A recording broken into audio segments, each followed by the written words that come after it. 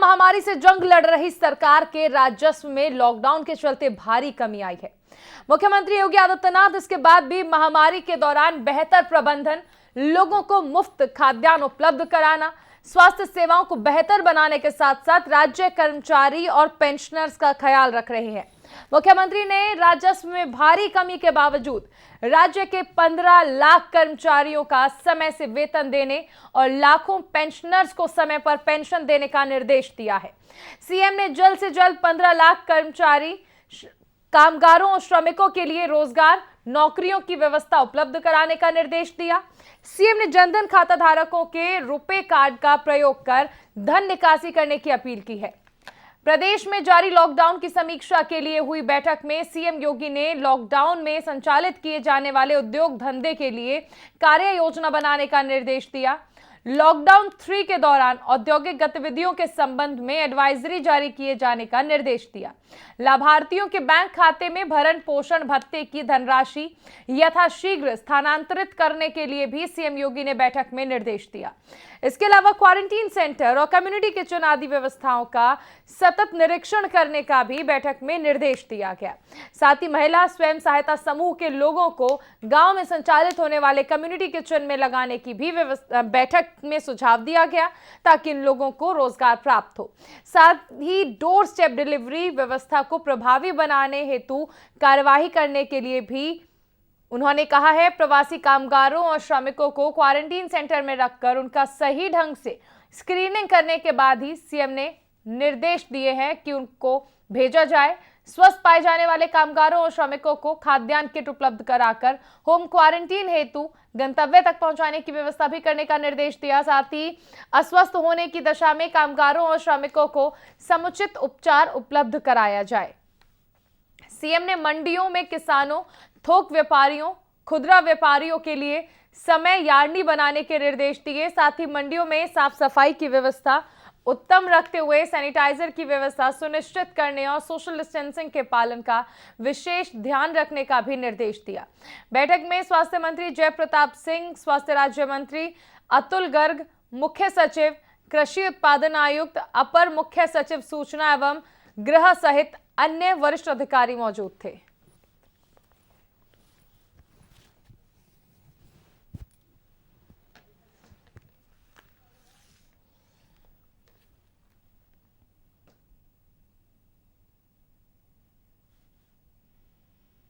ज्यादा जानकारी के लिए सीधा रुख करेंगे संवाददाता आलोक गुप्ता का, लखनऊ से हमारे साथ जुड़ रहे हैं।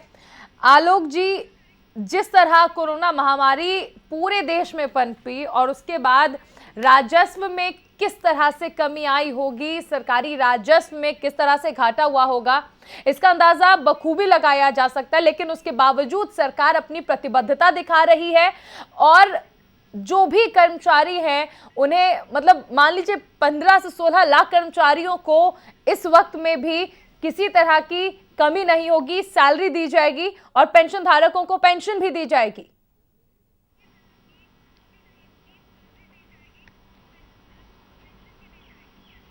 निश्चित तौर पर देखिए, पिछले 2 महीनों की अगर बात करें, जिस तरीके से उत्तर प्रदेश कोरोना के कारण लॉकडाउन में रहा है, 40 दिन की अवधि बीत चुकी है।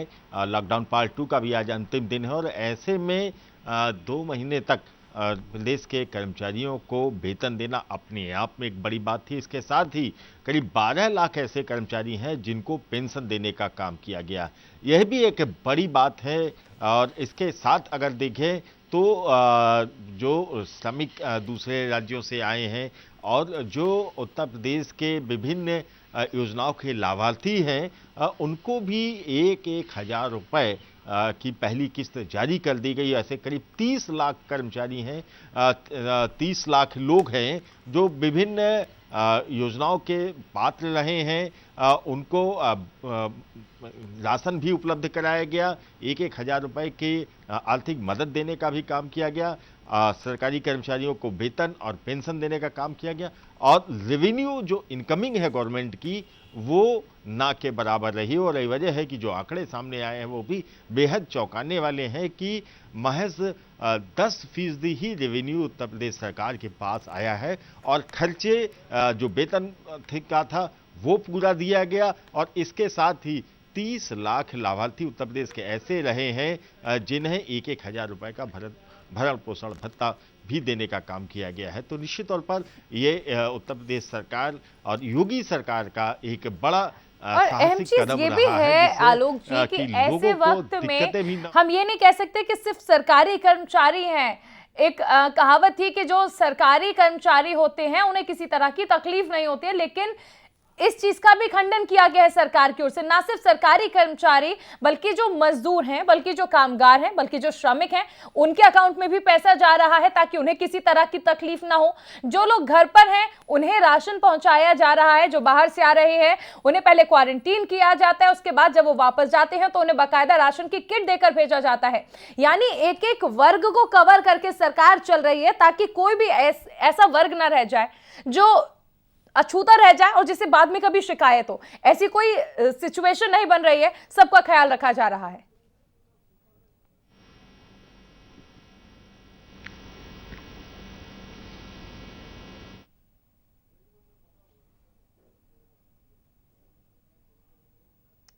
मुझे सुन पा रहे हैं आप आलोक जी?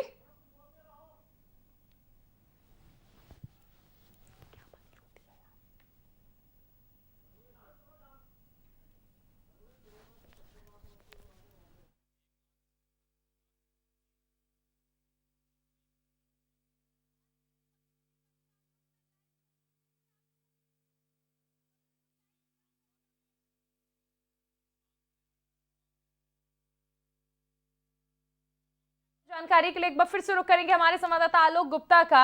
आलोक जी, बात यही हो रही थी कि ना सिर्फ सरकारी कर्मचारी बल्कि जो श्रमिक हैं, बल्कि जो कामगार हैं, उनके अकाउंट में भी सीधे पैसे भेजे जा रहे हैं। 1,000 रुपए उनके अकाउंट में भेजे गए, किसानों को भेजे गए। एक एक वर्ग का ख्याल रखा जा रहा है। जो बाहर से श्रमिक आ रहे हैं, मजदूर आ रहे हैं, उनका ख्याल रखा जा रहा है। पहले क्वारंटीन किया जाता है, उसके बाद उन्हें राशन किट भी उपलब्ध कराई जाती है। छात्रों को बाहर से बुलवाया जा रहा है। यानी राजस्व की कमी भले ही हो, लेकिन सरकार की जो प्रतिबद्धता है उसे चरणबद्ध तरीके से पूरा किया जा रहा है और इसीलिए शायद कहा भी जाता है सबका साथ सबका विकास।